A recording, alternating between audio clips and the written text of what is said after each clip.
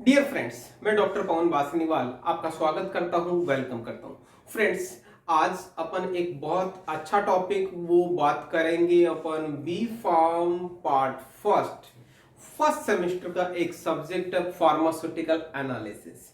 ये लगभग लगभग हर ग्रेजुएशन लेवल पे ये टॉपिक रहता है, फार्मास्यूटिकल एनालिसिस या एनालिटिकल केमिस्ट्री। इसका बेसिकली ये टॉपिक आपको क्यों पढ़ाया जाता है, ये सब्जेक्ट क्यों पढ़ाया जाता है, ये डिस्कस करने वाले हैं। इसके बाद में मैं कंटिन्यूअस इस सब्जेक्ट के इस टॉपिक के अपन डिस्कस करेंगे, रूटीनली हम टॉपिक डिस्कस करेंगे। ओके, तो आज अपन बात करेंगे ये फार्मास्यूटिकल एनालिसिस जो टॉपिक है ये क्यों रखा गया है, ये सब्जेक्ट आपके क्यों रखा गया, व्हाई। इस वाई का जवाब क्या है, इसका जवाब है स्कोप। यदि स्कोप का मतलब क्या होता है कि इसको हम कहां अप्लाई करेंगे, यदि हमें इसकी यूटिलिटी पता लग जाएगी तो हम पढ़ना जरूर चाहेंगे। तो देखिएगा यहाँ पे सबसे पहले इसकी डेफिनेशन है।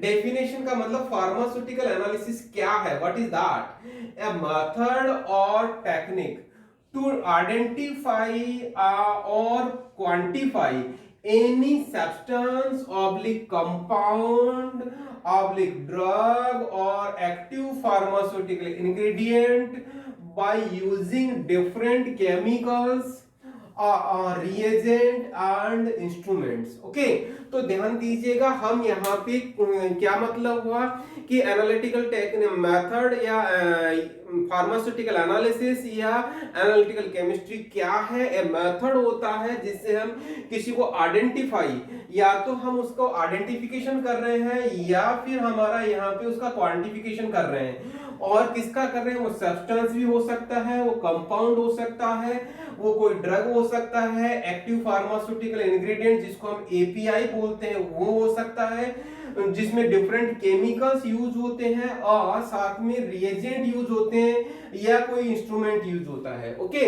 तो ये तो हो गई हमारी इसकी डेफिनेशन। अब बात करते हैं कि यार ये हमें क्यों पढ़ाया जाएगा। तो ये इसका यदि हम बात करेंगे स्कोप, मतलब इसको कहां यूज किया जाएगा, इसका क्या सिग्निफिकेंस है, क्या इसकी यूटिलिटी है, ये चीज समझ में आ जाएगी तो आप 100% कहेंगे कि नहीं हमें ये पढ़ना है। तो देखिएगा अब बात करते हैं इसके स्कोप की। ओके, स्कोप में जनरली क्वेश्चन आता है, स्कोप में इसका जो थ्योरेटिकल क्वेश्चन आता है जनरली यूनिवर्सिटी एग्जाम में, तो वो क्या है वो चीज मैं आपको बाद में बताऊंगा। पहले हम ये समझते हैं कि ये क्या है। तो देखिएगा इसका मतलब डेफिनेशन से शायद समझ में आ गया होगा कि आपको कि एनालिसिस करते हैं हम किसी का पर्टिकुलर का। तो अब देखिएगा स्कोप में पहला है एनालिसिस ऑफ रॉ मटेरियल। मतलब रॉ मटेरियल हम क्या कहते हैं, जिससे हम कोई टैबलेट बना रहे हैं, जिससे हम कोई कैप्सूल बना रहे हैं, ये उसको अपन रॉ मटेरियल बोलते हैं। ओके, तो उसका हम एनालिसिस करते हैं। मींस बट ओबियस है, जिससे हम बना रहे हैं हम अच्छा ही प्रोडक्ट लेंगे तभी हमारा प्रोडक्ट अच्छा बनेगा। मींस जो स्टार्टिंग मटेरियल ले रहे हैं उसका हम एनालिसिस कर लेते हैं। तो मैं कहने का मतलब सपोज हमें पैरासीटामोल की टैबलेट बनानी, पैरासीटामोल की टैबलेट बनानी है तो हम उसका एनालिसिस करके ही हम लेंगे कि whether that is a pure और इम्प्योर। प्योर भी है तो कितना परसेंट प्यूरिटी है उसमें, वो चीज हमें पता होनी चाहिए। कोई इंप्यूरिटी अवेलेबल है तो वो कितनी परसेंट इंप्यूरिटी है वो चीज पता होनी चाहिए। तो कहने का मतलब रॉ मटेरियल का हम एनालिसिस करते हैं। ओके, फिर उसके बाद में देखिएगा नेक्स्ट आता है डेवलपमेंट ऑफ न्यू प्रोडक्ट। तो देखिएगा जब भी हम कोई नया प्रोडक्ट डेवलप करते हैं तो क्या होता है, वहां पे नंबर ऑफ स्टेजेस पे हम उसको हर टाइम पे एनालिसिस करते हैं। जब हम उसकी टैबलेटिंग करते हैं तब एनालिसिस करते हैं, जब वो कंप्लीट बन गया तब एनालिसिस करते हैं, डिफरेंट डिफरेंट कंडीशन में हम उसका टेस्टिंग करते हैं तब एनालिसिस करते हैं, जब उसका हम किसी एनिमल पे टेस्टिंग करते हैं तब एनालिसिस करते हैं। तो कहने का मतलब जब तक वो मार्केट में लॉन्च नहीं हो जाता तब तक उसकी हर टाइम हर स्टेज पे उसका एनालिसिस चलता है। हर स्टेज पे different different method, different different sensitive वाले मेथड से हम उसका एनालिसिस करते हैं डिपेंडिंग ऑन आवर एक्यूरेसी और डिफरेंट थिंग्स। ओके, तो ये हो गया हमारा न्यू प्रोडक्ट। नेक्स्ट आता है एनालिसिस ऑफ डिफरेंट प्रोडक्ट्स।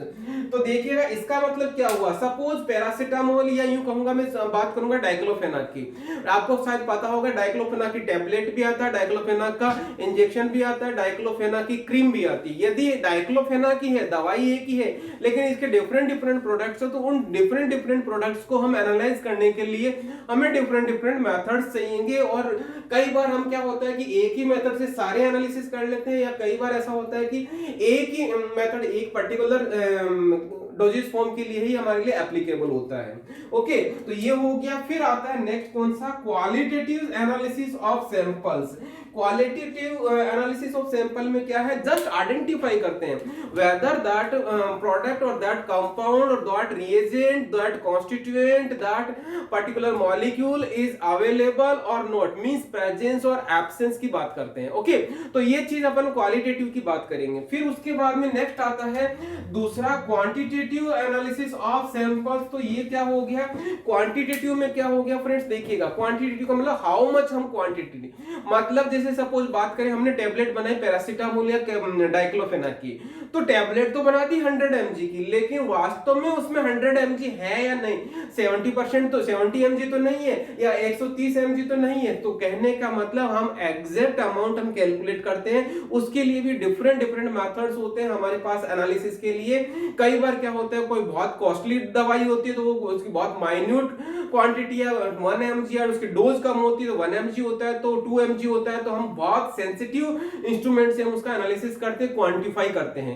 तो जो लेस सेंसिटिव मेथड्स होते हैं उनसे हम उसका आइडेंटिफिकेशन या क्वांटिफिकेशन नहीं कर सकते, लेकिन उससे हायर सेंसिटिविटी वाले मेथड यूज करते हैं, उस टाइप पे उनका एनालिसिस करते हैं। ओके, तो ये हो गया क्वांटिटेटिव एनालिसिस। फिर आता है next analysis of different excipients. देखिएगा आप एक्सिपिएंट किसको बोलते हैं, जो डोजेज फॉर्म होता है, जैसे टेबलेट, कैप्सूल या कोई सा भी, उसमें जो ड्रग होता है उसके अलावा जो भी कंपाउंड, जो भी दूसरी चीज होती है उनको हम एक्सिपिएंट बोलते हैं। जैसे स्वेटिंग एजेंट, जैसे फ्लेवरिंग एजेंट, जैसे बाइंडर, जैसे डिसइंटीग्रेंट, ये सारे उनको भी हम एक पर्टिकुलर लेवल का एनालिसिस करते हैं, तभी उनका क्या होगा, परफेक्ट यूज होगा। ओके, फिर आता है नेक्स्ट कौन सा, bio equivalence study. Bio equivalence study का मतलब समझिएगा, जैसे कोई एक पहले से टेबलेट आ रही है जो किसी ने पेटेंट करवा रखी है, उसके बाद में पेटेंट एक्सपायर हुआ तो दूसरी कंपनियों ने बनाना शुरू किया, वही टेबलेट दूसरी कंपनियां बनाने लग गई, तो क्या होता है कि उसकी जो पहले वाली दवाई है उस दवाई के बराबर ही इफेक्ट आना चाहिए, उस इफेक्ट को लाने के लिए टेबलेट बनाई जाती है, उसका एनालिसिस किया जाता है और बायो इक्विवेलेंस स्टडी की जाती है। उस बायो इक्विवेलेंस स्टडी के टाइम पर भी एनालिसिस करना पड़ता है, तब भी हम डिफरेंट एनालिटिकल मेथड अप्लाई करते हैं। अब किसका कौन सा कब कैसे करते हैं वो चीज अलग डिपेंड करता है, डिफरेंट मेथड्स होते हैं, वो किस पे डिपेंड करता है कि हमारा सैंपल कैसा है और हमारी बहुत सारी चीजें अप्लाई होती है, कैसा एनालिसिस चाहिए, किस तरह का चाहिए, किस सेंसिटिविटी का चाहिए, वो हम बाद में पढ़ेंगे। ओके, फिर उसके बाद में आता है नेक्स्ट डायग्नोसिस ऑफ डिजीज। देखिएगा कई आपने, ये तो बहुत सिंपल सी बात है, कई बार होता है जैसे कोई भी डिजीज हो गई तो उसका हम पर्टिकुलर टेस्ट लगाते हैं, वो एनालिसिस होता है, that is the type of analysis. जैसे कोरोना का हमें कोई पर्टिकुलर टेस्ट लगाते हैं, that is again type of analysis. Okay, ये हो गया। नेक्स्ट आता है कौन सा, analysis of soil and rocks. तो आपको शायद पता होगा सॉइल एंड रॉक से भी एक्सिपिएंट बनाते हैं, एक्सिपिएंट के बहुत अच्छे सोर्स होते हैं इनसे, और ये भी एज ए ड्रग के तौर पे यूज होता है। जैसे टैल्क होता है, टैल्क इस कहां से मिलता है, सॉइल और रॉक से ही मिलता है।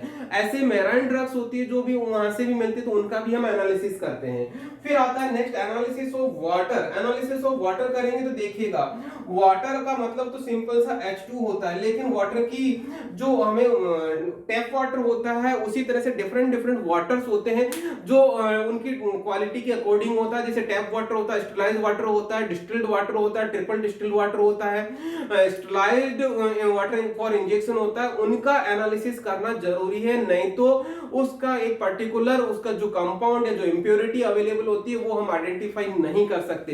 तो वो हो गया आपका एनालिसिस।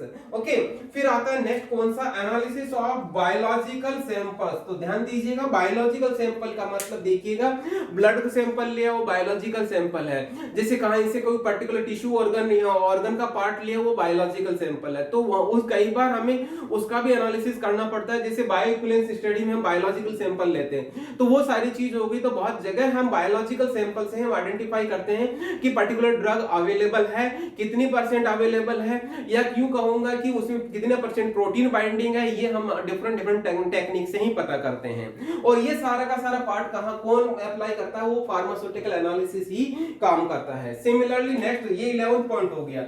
नेक्स्ट 12 पॉइंट हो गया analysis of radio active compound. Radio active compound मतलब बहुत सारे रेडियो एक्टिव कंपाउंड्स ऐसे कंपाउंड होते हैं जो एज ए ड्रग यूज होते हैं, रेडियो, जिनको हम रेडियो फार्मास्यूटिकल्स बोलते हैं, जैसे कैंसर में रेडिएशन थेरेपी दी जाती है, वो हो गए रेडियो एक्टिव कंपाउंड। हम उनका एनालिसिस करते हैं, उनके लिए अपना डिफरेंट टेक्निक्स होती है, वो जैसे ट्रेसर टेक्निक्स होती है, ये सारी चीज अप्लाई की जाती है। और वो सारी की सारी मेथड्स कहां काम आते हैं या कहां किसमें काम आते हैं, फार्मास्यूटिकल एनालिसिस का पार्ट होता है। सिमिलरली नेक्स्ट आता है एनालिसिस ऑफ फाइटोकॉन्स्टिट्यूएंट्स। मींस फाइटोकॉन्स्टिट्यूएंट का मतलब समझिएगा, प्लांट से जो प्रोडक्ट मिलता है हम उनको फाइटोकॉन्स्टिट्यूएंट कहते हैं। जैसा आयुर्वेदा तो टोटली फाइटोकॉन्स्टिट्यूएंट पे डिपेंड करता है, तो हम उनका एनालिसिस करने के लिए डिफरेंट टेक्निक्स यूज करते हैं। तो किसके अंदर आया, फार्मास्यूटिकल एनालिसिस। और बट ओबीएस एलोपैथी में बहुत सारे कंपाउंड्स, बहुत सारे ड्रग्स फाइटोकॉन्स्टिट्यूएंट या फाइटोकॉन्स्टिट्यूएंट से डेरिवेटाइज है, तो उनका एनालिसिस करने के लिए। और हमारे फार्मेसी में बात करें तो फार्माकोग्नोसी एक ऐसा सब्जेक्ट है जिसमें पूरी की पूरी फाइटोकॉन्स्टिट्यूएंट पे डिपेंड करती है। तो उनका एनालिसिस के लिए जनरली जैसे टीएलसी और एसपीटीएलसी और यूं कहूंगा क्रोमेटोग्राफी जनरली यूज की जाती है। तो इस तरह से देख लिया होगा आपने ये सारे के सारे पॉइंट्स स्कोप ऑफ फार्मेसी में। इसका मतलब क्या है, मैं फार्मेसी की बात करूंगा तो बिना एनालिसिस के फार्मेसी को इमेजिन ही नहीं किया जा सकता। मतलब जब तक हम पर्टिकुलर दवाई को एनालाइज नहीं कर लेंगे, क्वांटिफाई नहीं कर लेंगे, जब तक हम उस दवाई का इमेजिनेशन ही नहीं कर सकते। किसी दवाई का इमेजिनेशन का मतलब फार्मेसी जरूरी है। फार्मेसी जरूरी है कब, जब फार्मास्यूटिकल एनालिसिस होगा तभी आपको ये पर्टिकुलर दवाई के बारे में सोच सकते हैं। इसका मतलब these all are the scope of pharmaceutical analysis. आप शायद समझ में आ गया होगा कि आपको फार्मास्यूटिकल एनालिसिस क्यों पढ़ाया जाएगा। तो ये सारी चीज हो गया। यदि आपने किसी भी एक इंस्ट्रूमेंट पे बहुत अच्छा एक्सपर्टाइजेशन कर लिया तो ये मेरा विश्वास है कि आफ्टर बी फार्म आपको 100% गारंटेड जॉब मिल जाती है। तो ये चीज हो गया आपका फार्मास्यूटिकल एनालिसिस का क्या स्कोप, ये तो बात हो गई। अब उसकी बात करते हैं कि हम इस सब्जेक्ट में क्या क्या पढ़ने वाले हैं। मतलब देखिएगा यहाँ पे what we are going to study, हम क्या क्या पढ़ने वाले हैं। इसमें देखिएगा पहला चैप्टर रहेगा हमारा फार्मास्यूटिकल एनालिसिस के बारे में ही, स्कोप के बारे में, यही पार्ट है आपका स्कोप का। और इसमें डिफरेंट आपको जैसे expression of concentration, limit test, ये सारी चीज आएगी। कौन कौन से एरर्स होते हैं उनके बारे में पढ़ेंगे, लिमिट टेस्ट होते हैं, फार्माकोपिया के बारे में पढ़ते हैं। ये सारी चीज आपको समझना है और किस पढ़ना है। ओके, फिर अब नेक्स्ट टॉपिक रहेगा आपका एसिड बेस्ड टाइट्रेशन। शायद आपको पता होगा टाइट्रेशन हम एक ब्यूरेट लेते हैं और उसमें टाइट्रेंट और टाइट्रेंट लेते हैं, टाइट्रेशन करते हैं, इंडिकेटर लेते हैं। यहाँ पे एसिड और बेस की टाइट्रेशन करने वाले हैं। दूसरा आपको रहेगा नॉन एक्वस टाइट्रेशन, जिसमें हम वाटर नहीं लेते या एक्वस मीडिया नहीं होता, एब्सेंट होता है, हम उसको नॉन एक्वस टाइट्रेशन कहते हैं। नॉन एक्वस टाइट्रेशन कब करते हैं, क्यों जरूरी है, क्यों करते हैं, ये सारी चीज पढ़ने वाले हैं। मींस इसका प्रिंसिपल क्या है और कहां हम उसको अप्लाई करेंगे। नेक्स्ट आता है प्रेसिपिटेशन टाइट्रेशन। मतलब जैसे टाइट्रेशन में आपको एसिड बेस टाइट्रेशन में आपको कलर आता है, उसी तरह से यहाँ पे प्रेसिपिटेशन आएगा, प्रेसिपिटेट बनेगा। प्रेसिपिटेट कब बनेगा, उनका क्या प्रिंसिपल है और किस तरीके से बनाया जाता है, कौन से इंडिकेटर लिए जाते हैं, ये सारी चीज पढ़ेंगे अपन प्रेसिपिटेशन टाइट्रेशन में। सिमिलरली आता है कॉम्प्लेक्सोमेट्री टाइट्रेशन। कॉम्प्लेक्सोमेट्री टाइट्रेशन जनरली मेटल से रिलेटेड बात होती है। तो कॉम्प्लेक्सोमेट्री टाइट्रेशन जिसे मास्किंग एजेंट, डीमास्किंग एजेंट, किसी पर्टिकुलर कंपाउंड, किसी मॉलिक्यूल का हम पर्टिकुलर टाइट्रेशन करेंगे। आपका एग्जांपल भी है कॉम्प्लेक्सेशन क्या होता है, चिलेशन क्या होता है, इसका क्या प्रिंसिपल होता है, ये चीज पढ़ने वाले हैं। ओके, फिर आता है उसके बाद में ग्रेविमेट्री। ग्रेविमेट्री का मतलब हम यहाँ पे प्रेसिपिटेट करते हैं और उस प्रेसिपिटेट को हम ड्राई करते हैं, ड्राई करके उसको वेट करते हैं, तो उसको हम ग्रेविमेट्री बोलते हैं। यहाँ ऊपर वाले में सिंपल प्रेसिपिटेशन हो रहा था, ग्रेविमेट्री में हम उसका वेट लेते हैं, वेइंग करते हैं। जो प्रेसिपिटेट बना उसका अलग प्रोसीजर होता है, उसका क्या प्रिंसिपल होता है, हम उसको कौन सी जगह अप्लाई करते हैं, कौन कौन से ऐसे कंपाउंड और ड्रग्स होते हैं जिनको ग्रेविमेट्री से हम एनालिसिस करते हैं, ये डिटेल पढ़ने वाले हैं। फिर आता है नेक्स्ट डाई एजुटाइजेशन टाइट्रेशन। डाई एजुटाइजेशन का मतलब समझ में आ गया होगा, एनिलीन की रिएक्शन हम सोडियम नाइट्राइट और कंसंट्रेट HCl की रिएक्शन करवाते हैं, किसमें 0 डिग्री टेम्परेचर पर। तो डाई जो कंपाउंड बनता है उसको इस रिएक्शन को हम डाईएजुटाइजेशन कहते हैं। इस